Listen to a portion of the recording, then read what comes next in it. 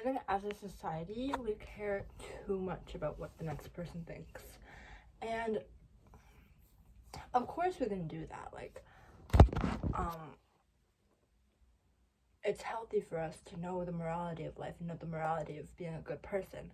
But I think sometimes, like, especially in this generation, there is a specific definition of what it is to be cool and what it is to be nonchalant. I guess we've kind of broken out of that a bit, but it's still active to this day, and there's still people who subconsciously believe that if I don't do this, then people won't like me. If I don't do this, people won't have people won't be my friend. But in reality, it's kind of the exact opposite. If you are truly yourself, people will gradually gravitate towards you. The right people will come to you if you are just who you are.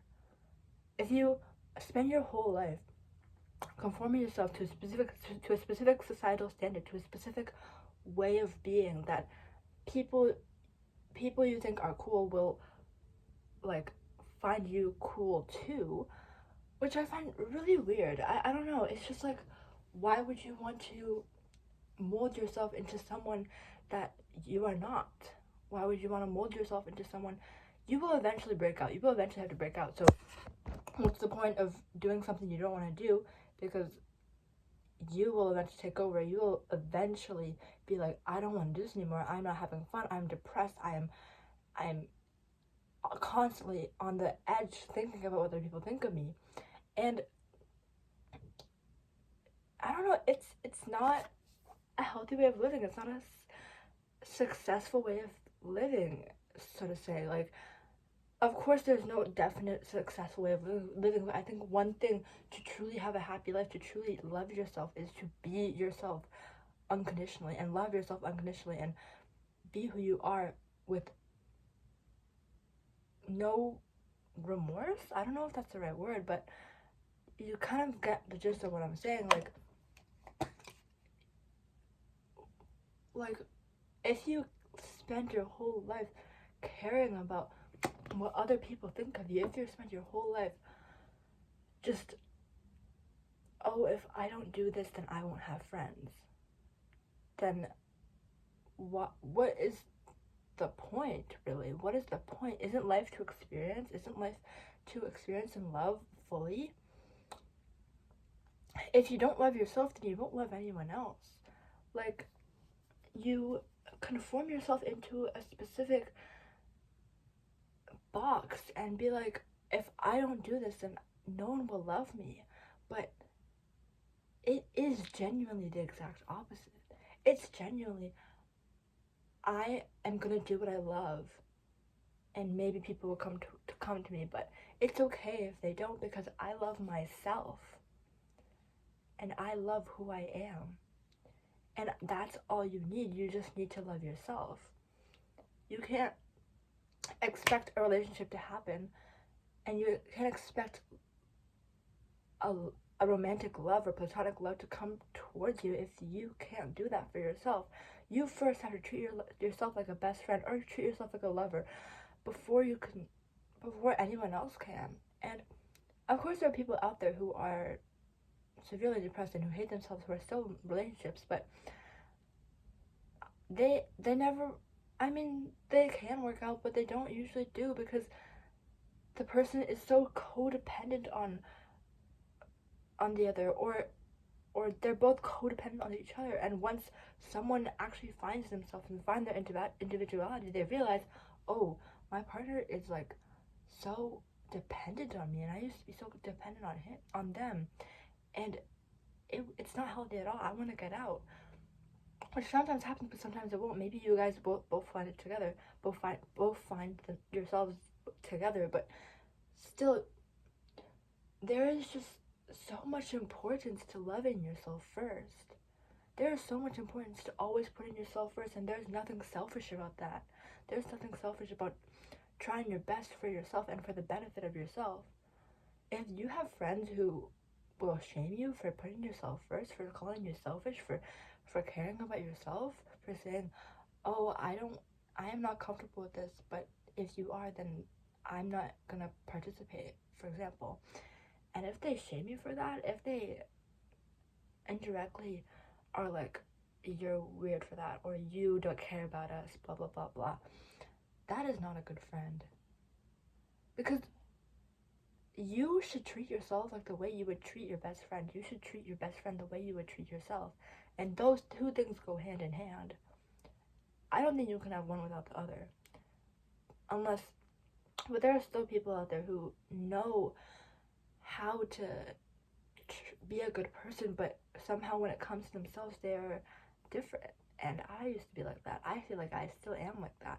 But I've gotten better, obviously. But the point I'm trying to make is you should not care about what other people think of you in the sense that you should not let them decide who you are. You should not let them decide what you like and what you don't like. I think that should just be something that comes from you internally. Be a nerd. Like, do what you do best and don't let anyone else tell you otherwise. Like, if you are into science, math, you're creative, you like art, you like music, you like dance, and other people holding you back, other people calling you weird for liking that. I mean, any hobby per se, books, like games, like shows, like there are so many hobbies and things out there that you will find what you love. And honestly, to find what you love, you need to love yourself first. You need to embrace the unknown, embrace the fact that, or embrace the creativity within yourself and within your mind, because we are all creatives as human beings, no matter what subject it is, no matter if we're academically creative, artistically creative, I don't know what else, but you kind of get the gist, right? Like, why is there a definition to cool? Why is there a specific way to be cool? To be cool is to be yourself. I feel like you can't have one without the other. You can't be yourself and not be cool, because if you are yourself, you are cool. It's so simple, but it's so deep. And so what if your past experiences, you were a bad person? So what if you fucking, like, cheated, okay? So what? You cheated. You are not a horrible person for that. You just did a horrible thing. And as long as you're aware of that, it's not like once a cheater, always a cheater. Maybe that's true. Maybe it was someone who doesn't understand the wrongness of it. But if you understand your mistakes, if you understand your regrets, there is no reason to put yourself down for it. There is no reason to be like there's no reason to I don't know what I was gonna say there, honestly.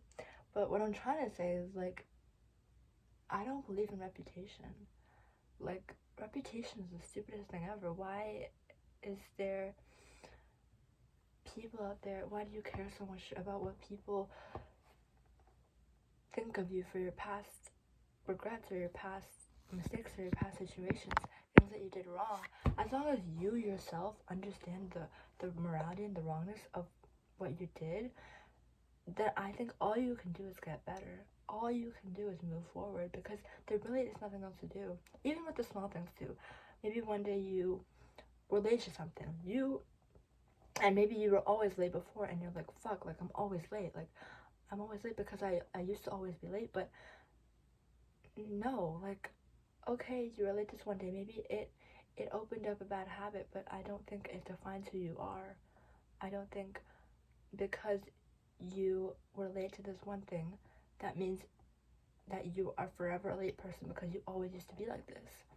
I think it's just yourself trying to adjust to a different situation, to adjust to a new you, and sometimes it comes out, but that's okay, because as long as you're able to move forward from it, and not as long as you're able to separate the present from the past and separate yourself from the past, then all you can do is get better. All you can do is be like, okay, this was a bad decision I made, and I am going to try to move forward because I know myself the best. I know myself the best. I know what to do, and no one else around me is going to tell me otherwise. No one is going to tell me. And even if someone's like, oh my god, you're literally always late to everything, like why do you do this? And they stop being friends with you for it. Okay, like that is just a lesson, another lesson you have to learn. That is literally just another lesson you have to learn. And to be alive is to experience loss. To be alive is to experience loss and experience love and experience everything. You need to experience everything. You don't need to, but it's part of life. If you experience it, your life is not over. To live is to start again and again and again and again and again. There's no rules to life. You just have to understand that every point in time you can change. Any point in time you can be a new you. To be alive is to change, and to be alive is to start again and again and again and again. Because there is no there's no definition to who you are. The only definition is you, and that's all. If you are you, then there is no other way to, like, there genuinely is no other way to describe yourself as you. The purpose of you, your life, and everything is you. Your purpose is not the things you do, the actions, like the way you speak or the way you act, or just it's nothing physical. Your purpose is to exist. Your secondary purpose is your creative, is your passion, is the thing you love the most. That's your second priority, but the first priority you ever take is you. If you choose, if you, like, for some reason you do a shitty thing, that is not you. That is just something you did. And I'm gonna say this again, it does not define you. Nothing you do defines you. It's only you that defines yourself. And I think maybe your actions might have a correlation to who you are, but it's not you. Like, it's so simple yet so complicated. Like, you are you, and that is it. And you are always fluctuating. You are always changing. You are not a definition. Like, you are not the job you have. You are not the things you do. You are not the way you act, because you are you. And I'm saying this again and again because it kind of is just that. It kind of is just that simple, but also that complicated. And you kind of just have to hear it a bunch of times to understand it. But you are you. And you will eventually find yourself. And you have so much time to find yourself. Because what even is time? There literally is just a present moment, and even if you have a short amount of time with it, try your best, because that's literally all you can do. Shaming yourself for your past mistakes or what the future might hold, and being anxious about what the future might hold, is not in your control. The only control you have within you is your thoughts and the present moment, and what you do at that time. What you do at the time right now, and that's all you need, really. But yeah, I'm gonna go because this video is kind of long. Bye.